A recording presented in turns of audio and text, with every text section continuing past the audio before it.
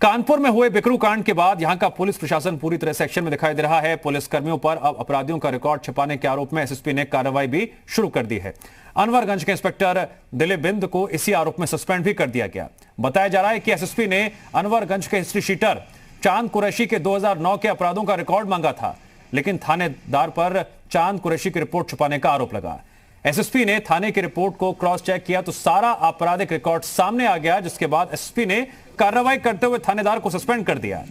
SSP का कहना है यह सभी पुलिस कर्मियों के लिए चेतावनी है जो अपराधियों के मामलों को दबाकर रखते हैं।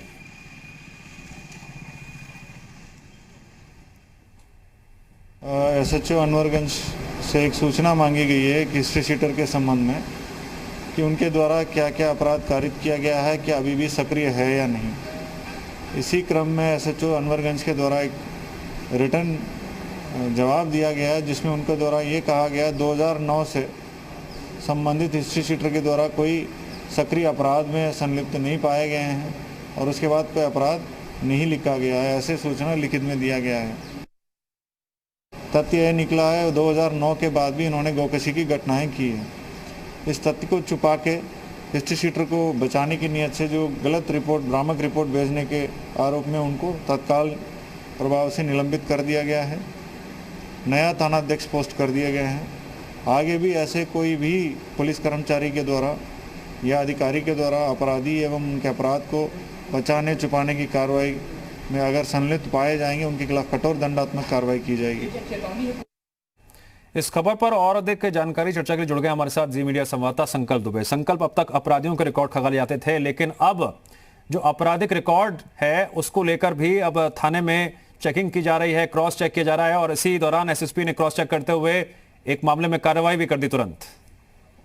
जी बिल्कुल, मैं आपको बताऊं कि लगातार कई ऐसी शिकायतें पुलिस महकमे के अधिकारियों के पास आ रही थी कि कई ऐसे दरोगा हैं, कई ऐसे पुलिसकर्मी हैं जो कि छोटे लेवल के अपराधी जो हैं या क्षेत्रीय अपराधी जो होते हैं उनको संरक्षण देते हैं। इसी क्रम में ये एक मामला जो पहले भी चला रहा था, एक टॉप 10 अपराधी बताया जा रहा था जिसका कि हिस्ट्री शीटर था, जो कि उसकी जब एसएसपी द्वारा जानकारी उसके अपराधों की मांगी जाती है तो किस तरीके से उस पूरे मामले को छुपाने की कवायद एसएचओ के द्वारा की जाती है। उस दौरान उनके द्वारा जो जानकारी दी जाती है वो भ्रामक जानकारी एसएसपी को दी जाती है, जो कि एक अपने आप में एक सबसे बड़ा ये सवाल है कि जिले के सबसे बड़े अधिकारी द्वारा जब किसी अपराधी की सूचना मांगी जा रही है तो जो एसएचओ है, संबंधित थाने का थानाध्यक्ष है, वो अलग अगर गलत सूचना दे रहा है तो साफ तौर पे कहीं ना कहीं ये साफ होता है कि जिस तरीके से लोकल लेवल पे अपराधियों को संरक्षण देने की लगातार शिकायतें पुलिस महकमे के अधिकारियों को मिल रही थी, तो इस